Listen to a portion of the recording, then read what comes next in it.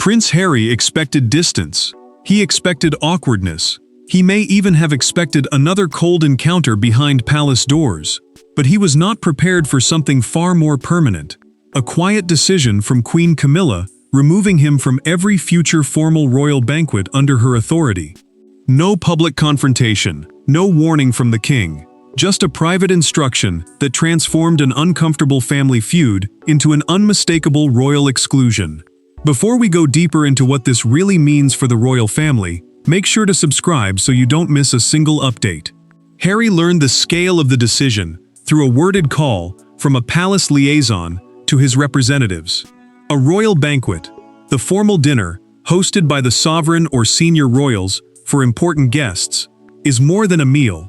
It is one of the clearest signs that someone still belongs inside official royal life.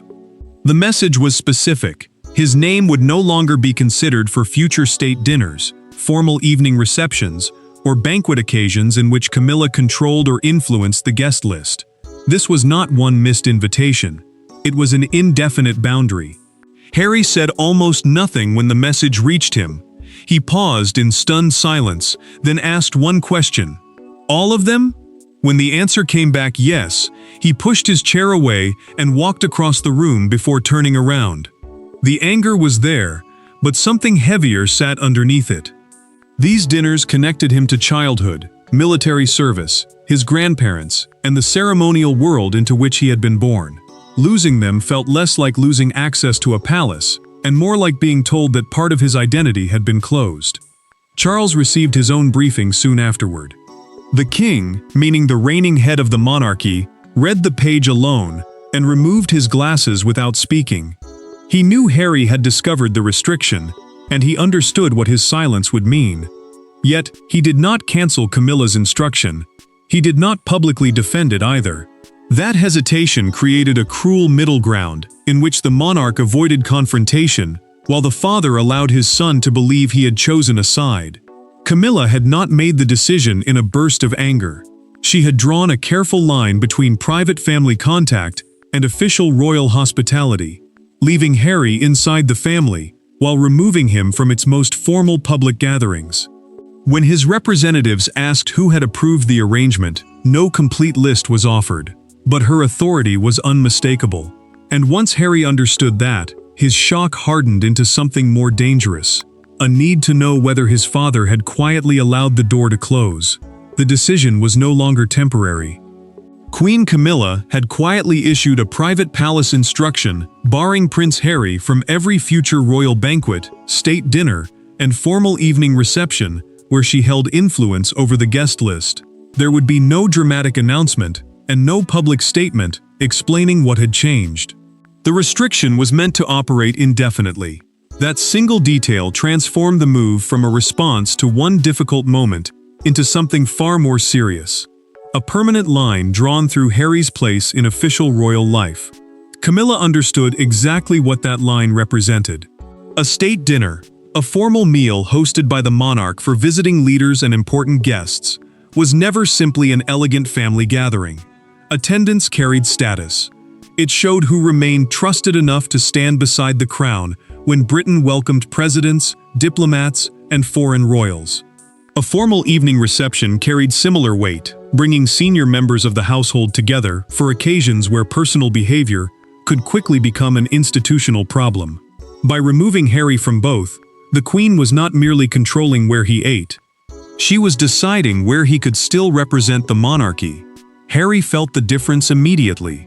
He could have accepted being left out of one banquet after a difficult period. He might even have understood a temporary pause while tensions cooled. But an instruction with no planned end date told him something colder. Someone inside the palace had stopped waiting for reconciliation before organizing the future. His exclusion had been built into that future instead.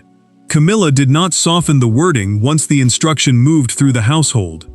She believed uncertainty had become dangerous, because every possibility of Harry attending a major royal occasion threatened to pull private family conflict into an event designed to serve the crown. For her, stability mattered more than symbolism. For him, however, the symbolism was impossible to ignore. The same institution that had shaped his childhood was now preparing its grandest rooms on the assumption that he would not be there.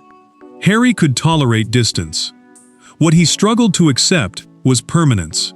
The ban did not say he had ceased being Charles's son, and it did not erase his blood connection to the family. But it separated that personal identity from an official role more clearly than almost anything before it. And once he understood how deliberately the boundary had been written, one question began pressing harder than all the others. Had Camilla acted alone, or had his father silently agreed that the royal table was better without him? Harry did not hear it from Camilla. That made the blow worse. No private call came from the Queen, no carefully chosen explanation, no attempt to tell him directly why the palace had decided to close another door. Instead, the message arrived through a palace liaison, speaking with his representatives about future ceremonial arrangements. The conversation began with routine language, the kind designed to make even the most painful decision sound administrative. Then came the sentence that changed everything. Harry's name would no longer be considered for future royal banquet invitations. Harry listened as the details were repeated back to him. A palace liaison, an official who communicates between members of the royal household and outside representatives, had not called to discuss one upcoming dinner.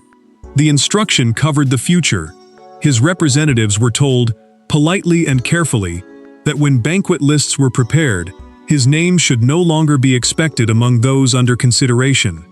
Every word sounded measured. Nothing sounded angry. That restraint made the message colder, because there was no argument for Harry to answer, and no accusation he could challenge. Harry asked whether there had been some misunderstanding. His representatives checked again. The answer did not change. Camilla had not personally contacted him, yet her influence over the decision was clear enough that there was little room for confusion. The Queen Consort had turned what Harry might once have dismissed as another period of distance into an organized palace position. He had been excluded before. This felt different. Previous absences could be blamed on circumstance, schedules, security, or strained relationships. This time, someone had made a deliberate choice about where he would not belong. The silence after that confirmation became unbearable. Harry finally asked, "So this is every banquet?" His representative answered carefully, explaining that the restriction applied wherever Camilla controlled or strongly influenced the guest list. He did not respond immediately. What could he say? A furious outburst would not change the wording, and pretending not to care would not change what those dinners had once meant to him.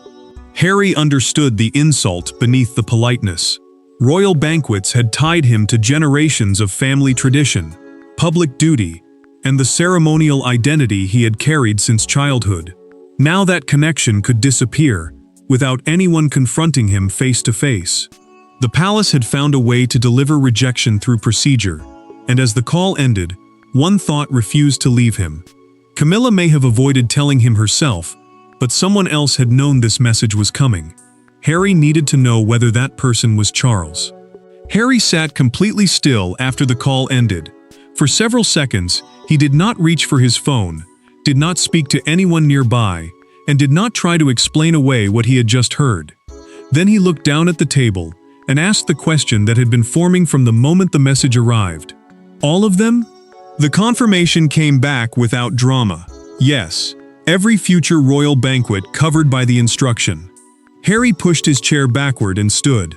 A royal banquet, a formal dinner held by the sovereign or senior members of the family for important guests, had always meant more to him than ceremony. These occasions connected him to the public role he had known since childhood, to the duties expected of a prince, and to the family structure that had shaped nearly every stage of his life. Losing access to one dinner could have been dismissed as tension. Losing access to all of them felt like something far more permanent. Harry walked away without answering. Anger would have been easier. Anger could have given him something immediate to fight. Instead, what settled over him was a feeling closer to grief. He understood that this was not simply about being denied a place setting beside diplomats or foreign royals. The decision suggested that the palace had begun imagining its future without him, in certain rooms, and worse, had grown comfortable enough with that future to put the idea into practice. The rejection cut deeper, because Harry knew exactly what those rooms represented. He had grown up watching family members move through the rituals of royal duty, learning that attendance itself could carry meaning. To be present was to remain part of the working structure around the crown. To be excluded indefinitely was to be told that blood alone no longer guaranteed a place within that structure. The distinction was brutal, because he could still be Charles's son while being treated as unnecessary to the monarchy. Harry finally returned to the table, but his expression had changed. He no longer seemed confused. He seemed wounded, and beneath that hurt came a harder realization. Camilla had not simply removed him from a list. She had closed an entire category of royal belonging and left no date for when that door might reopen. And once Harry understood that permanence, his attention shifted toward the one person whose silence now mattered more than anyone else's: Charles. Charles knew the moment would come, but knowing did not make it easier. When the message reached him that Harry had learned about the banquet restriction, the king did not respond at once. He read the brief slowly, reached for his glasses, then removed them again and set them beside the page. For several long seconds, he left the paper untouched. The silence around him carried the weight of a decision he had not personally announced, yet had allowed to stand. Charles understood the danger on both sides. As monarch, he was expected to protect stability, limit disruption, and support the household structures operating around major royal events. The monarchy, the institution centered on the sovereign and the official duties carried out in the crown's name, could not function if every formal occasion became another battlefield for unresolved family conflict. Yet Harry was not simply another difficult figure on a guest list. He was his son. That truth made every administrative choice painfully personal. Charles read the wording again and stopped at the line, confirming that Harry now understood the restriction was indefinite. He knew what his son would hear beneath that sentence. Harry would not hear procedure. He would hear rejection. He would not see a carefully drawn boundary between private family contact and official royal hospitality. He would see his father standing beside Camilla while another door closed. The conflict cut deeper because Charles had options. He could have ordered the instruction withdrawn. He could have demanded that Harry remain eligible for future invitations regardless of tension. He could also have issued a public statement defending Camilla and making the exclusion unmistakably his own. Instead, he did neither. The king allowed the restriction to remain while refusing to attach his voice to it. That middle position may have protected the institution from another public clash, but it created something far more painful inside the family. Charles leaned back and asked whether Harry had reacted angrily. The answer was uncertain.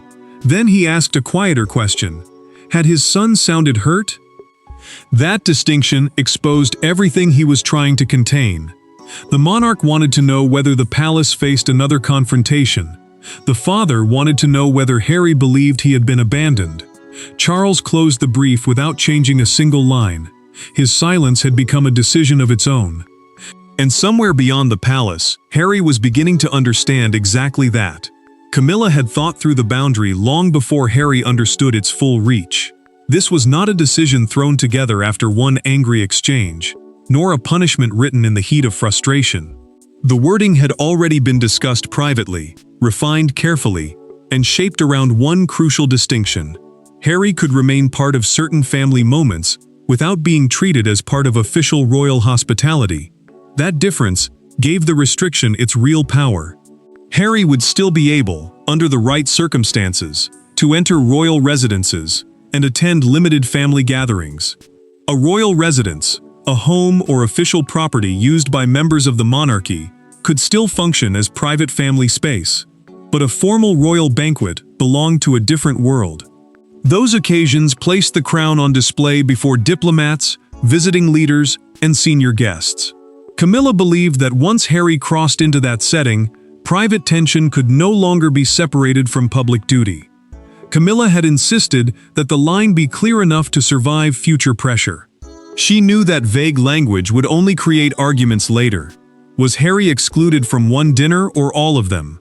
Did a family invitation automatically restore an official role? Could Charles invite his son privately, and then allow that invitation to spill into ceremonial life? The Queen wanted those questions settled before they could become new sources of conflict. Harry felt the cold precision of that design when the explanation reached him. He had not been banned from every palace corridor. He had not been cut off from every family contact. That almost made the decision harder to absorb. The palace was not saying, "You are no longer family." It was saying something more calculated. You may still be family, but you are no longer guaranteed a place when the monarchy gathers officially. The distinction mattered because it denied Harry one powerful argument. He could not claim that Camilla had erased him completely from his father's life. She had instead separated blood from function, family from institution, private access from royal status. That made the restriction easier to defend inside the palace and far more difficult for him to challenge without appearing to demand ceremonial privilege. Harry understood then that this was not a door slammed in anger. It was a door fitted with a lock, and once he realized how carefully that lock had been designed, his next question became unavoidable. Who else had helped Camilla decide exactly where the key should be kept? Harry stopped blaming the machinery of the palace the moment he asked one simple question: who approved this? The answer did not come cleanly. No complete list of names was handed over, no formal chain of responsibility was explained, and no one offered him a single signature he could challenge. But the message was clear enough. Camilla's authority sat at the center of the arrangement, and Harry understood immediately what that meant. Harry had dealt with palace bureaucracy before. He knew how decisions could disappear behind phrases like household procedure, security advice, or ceremonial planning. A royal household, the staff and officials who organized the monarch's official and private duties, could make almost any painful choice sound impersonal. But this did not feel impersonal anymore. The restriction had shape, it had intention, and, in his mind, it now had a face. Harry asked again whether Camilla had personally supported the decision. The response remained careful, but nobody denied her role. That hesitation told him more than a direct answer might have done. He began replaying every strained exchange, every cold moment, every occasion when he had sensed that the queen consort no longer viewed him as a difficult relative to be tolerated, but as a risk to be contained. The anger that had first been aimed at faceless officials narrowed quickly toward her. Camilla had gained something Harry could not ignore: the power to influence where he still belonged inside royal life. She was no longer standing at the edge of the institution waiting for acceptance. She now occupied a central place beside Charles, and that position carried practical authority over formal events. To Harry, the meaning felt almost unbearable. The woman whose place in the family had once caused so much pain now appeared capable of deciding whether he could enter some of its most important rooms. Harry did not need a signed confession to understand the emotional reality. He believed Camilla had redrawn the map of his royal future, leaving private family contact on one side and official belonging on the other. The palace might describe that as structure. He experienced it as removal. Camilla, meanwhile, knew Harry would eventually trace the decision back to her. She had not built the boundary expecting gratitude. She had built it because she believed the old uncertainty could no longer continue. And once Harry accepted that she was not merely part of the decision, but the force behind it, his shock hardened into something more dangerous than anger. Determination to confront the person he now believed had closed the door herself. Harry's shock did not stay focused on banquet lists for long. The deeper he thought about Camilla's decision, the harder it became to treat it as a simple dispute over invitations. Something older was moving underneath it. Charles stood at the center of that history. Diana's memory remained impossible to separate from it, and the woman now controlling Harry's access to certain royal gatherings was the same woman whose place inside the family had once represented one of its most painful divisions. Harry carried that history differently from everyone around him. Diana was not a chapter in royal memory to be carefully managed. She was his mother, and the emotional weight of her absence had followed him through every stage of his life. The phrase royal memory, the way the monarchy officially remembers and presents deceased family members through ceremonies, tributes, and public references, could sound distant and controlled. For Harry, nothing about Diana felt distant. Every dispute involving Camilla could therefore touch a wound far older than the immediate argument. Camilla understood that reality as well. She had spent years moving from controversial outsider to Charles's wife, and eventually to Queen, building a place inside an institution that had once treated her presence as deeply complicated. Yet Harry's resentment reminded her that acceptance at the highest level did not erase the past for everyone. She could command respect at official occasions, but she could not command him to feel differently about what her role represented. Charles had become trapped between those two truths. He loved his son, yet he had also built a life beside Camilla and defended her place within the monarchy. Every attempt to protect one relationship risked reopening wounds in the other. His silence over the banquet restriction therefore carried decades of emotional weight.